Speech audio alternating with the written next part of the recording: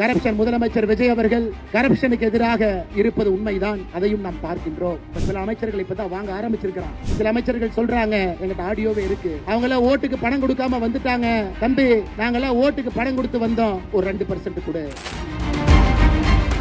இது முதலமைச்சர் விஜய் அவர்கள் கவனத்திற்கு இப்பவே கொண்டு வர்றாங்க ஐயா. ஒரு வருஷம் கழிச்சு நாங்க பிரச்சனை பண்றதுக்கு முன்னாடி, அதனால கொஞ்சம் கடிவாளம் போடுங்க ஐயா, லூஸ் விட்டுறாதீங்க. கொஞ்சம் சனிக்கிழமை ஞாயிற்றுக்கிழமை ரிவ்யூ மீட்டிங் எடுங்க. இல்ல அண்ணாமலை தமிழ்நாடு பட்ஜெட்டை பத்தி பேசலையே, தமிழ்நாடு பட்ஜெட்டை பத்தி 2 வார்த்தை சொல்லுங்க ஐயா. ஐயா இப்பதான் வந்திருக்கிறாங்க. நான் இந்த மாதிரி முதலமைச்சர் விஜய் சார் அவர்களுக்கு ஒரே ஒரு வேண்டுகோள் மட்டும்தான் வைக்கிறேன். ஐயா இந்த பட்ஜெட்டை பார்த்தோம், ஒரு 15,000 கோடி சேவ் பண்றீங்க, செலவீனங்களை குறைக்க பாக்குறீங்க, 15,000 கோடி பிடிச்சு நிறுத்த பாக்குறீங்க.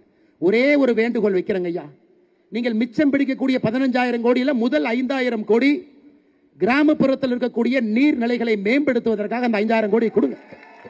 5 வருஷம் 5,000 கோடி கொடுங்க. 5 வருஷத்துல அது 25,000 கோடி, பெரிய மாற்றம் நடக்கும். கர்நாடகாவில் சித்தராமையா அவர்கள் செஞ்சாங்க. அதனாலதான் ஒரு கிராமத்துக்கு போனாலும் லிப்ட் இரிகேஷன் ஸ்கீம், உபரி தண்ணீரை லிப்ட் பண்ணி கிராமத்துக்கு கொண்டு போய் கொடுத்துறாங்க. எல்லோரும் அமைதியாக நல்லா இருக்கிறாங்க. ஒரு 5,000 கோடி ஒதுக்குங்க ஐயா.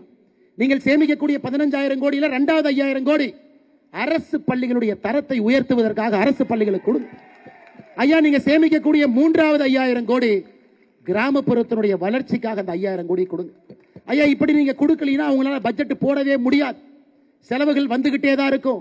ஒரு டிபார்ட்மெண்ட்டுக்கு பணம் வேணும் கேட்பாங்க, எல்லா மக்களுக்கும் பணம் வேணும். சேமிக்கக்கூடிய பணத்தில் இந்த 15,000 கோடியை 3-5,000 கோடியாக பிரித்து அடுத்த தமிழகத்திற்கு அடுத்த 5 ஆண்டுகள் 25,000 கோடி, வருஷத்துக்கு 5,000 கோடி நீர் மேலாண்மைக்கு, கல்விக்கு வருஷத்துக்கு 5,000 கோடி, 5 வருஷம் 25,000 கோடி, கிராமப்புறத்தினுடைய வளர்ச்சிக்கு 5,000 கோடி, 5 வருஷத்துக்கு 25,000 கோடி கொடுங்க ஐயா. தமிழ்நாடு நிச்சயமாக மாறும் மாறும் மாறும். இது மட்டும்தான் நாங்க உங்களுக்கு வீதிலிட அமைப்பு சார்பாக நாங்கள் சொல்லக்கூடிய யோசனைங்க ஐயா.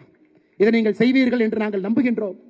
கரப்ஷன் நின்றுச்சுங்கிறாங்க, மறுபடியும் ஆரம்பிச்சிருக்கு, பார்த்துக்கிட்டு தான் இருக்கும்.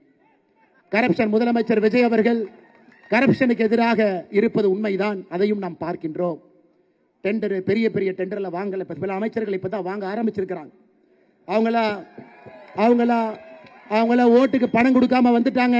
சில அமைச்சர்கள் சொல்றாங்க, எங்கிட்ட ஆடியோவே இருக்கு, அவங்கள ஓட்டுக்கு பணம் கொடுக்காம வந்துட்டாங்க தம்பி, நாங்களாம் ஓட்டுக்கு பணம் கொடுத்து வந்தோம், ஒரு 2% கூட தம்பி, 3% கூட தம்பி, 4% கூட.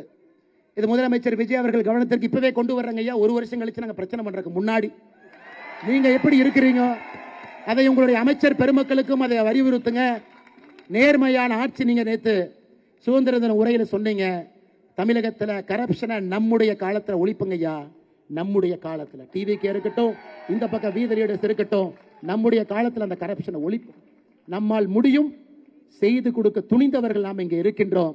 ஆட்சி அதிகாரத்தில் யாரும் உட்கார்ல, இங்க இருக்கிறவங்க யாரு எம்எல்ஏ இல்ல, யாரு எம்பியா இருந்ததில்லை, யாரு மந்திரியா இருந்ததில்லை.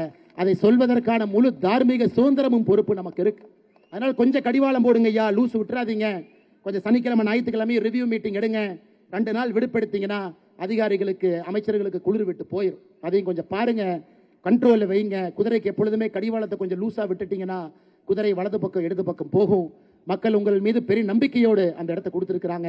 நீங்கள் தவறு செய்தாமல் அதை கொண்டு செல்ல வேண்டும் என்கின்ற அன்பான வேண்டுகோளையும் கூட இந்த நேரத்தில் வீதிலிட அமைப்பு சார்பாக சொல்லுவது என்னுடைய கடமையாக நான் கருதுகின்றேன்.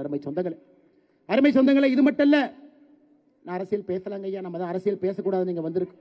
நம்ம சமுதாய பணியை மட்டும் செய்வோம், அடிப்படை மாற்றத்தை செய்வோம். ஏன்னா மேடையில் இருக்கக்கூடிய அக்கா அருள்செல்வி அவர்களை நான் சங்கடப்படுத்த விரும்பல. அவங்க எல்லா அரசியல் கட்சிக்கு பொதுவானவங்க. ஐயா விவேக் அவர்கள் எல்லா அரசியல் கட்சிக்கு பொதுவானவங்க, எல்லாருக்கும் பொதுவானவங்க. நம்ம அரசியல் கட்சி இல்ல, சமுதாய கட்சி. சமுதாயத்துக்காக பாடுபடக்கூடிய ஒரு கட்சி. மக்களோடு நாம் இருக்கின்றோம். ஆனால் தொண்டர்களுக்கு ஒரே ஒரு வேண்டுகோள் வைக்கிறேங்க ஐயா. ஐயா 73 நாள் பொறுப்பே இல்லாம ஒரு இயக்கம் இயங்குவது ரொம்ப கஷ்டங்க ஐயா, ரொம்ப கஷ்டம். 73 நாட்கள் பொறுப்பு இல்லாம லீடர்லெஸ் கிரௌடா எல்லோரும் லீடரா இருப்பது பெரிய பாக்கியம். அப்பனா எந்த அளவுக்கு நீங்க ஈகோவை உடைச்சு, எந்த அளவுக்கு நீங்கள் எல்லாம் ஒரு இயக்கத்தின் மீது நம்பிக்கை வைத்து ஒரு தொலைநோக்கு பார்வையோடு இங்க வந்திருக்கிறீங்க. அதனால் நமக்குள்ள சண்டை வேண்டாங்க ஐயா. இது நம்முடைய வாழ்க்கையில ஒரு முறை கிடைக்கக்கூடிய வாய்ப்புங்க ஐயா. ஒரு பால்ல 6 அடிக்கும், ஒரு முறை கிடைக்கக்கூடிய வாய்ப்பு. கொஞ்சம் ஈகோவுக்கு இடம் கொடுக்காம எல்லா பகுதிகளில் இருக்கக்கூடிய இளைஞர் பெருமக்கள் எவ்வளவு வேலை இந்த ஒரு மாசத்துல எந்த எதிர்பார்ப்பும் இல்லாம பண்ணிருக்கிறீங்களே, எத்தனை வேலை செஞ்சிருக்கிறேன். அதை தொடர்ந்து நாம் செய்வோம். நம்முடைய உழைப்புக்கு கிடைக்கக்கூடிய ஊதியம் என்னன்னு கேட்டீங்கன்னா வாக்கு என்று சொல்வதை விட மக்களுடைய புன்னகை தாங்க ஐயா முதல்ல கிடைக்கும். அது டிசம்பர் மாதத்திற்குள்ள நம்ம எல்லோருக்கும் அது கிடைக்கும். சொன்னபடி நாம் செய்வோம், எங்கேயும் நாம போக வேண்டாங்க ஐயா. இதுல மட்டும் நாம் கவனம் பண்ணுவோம்.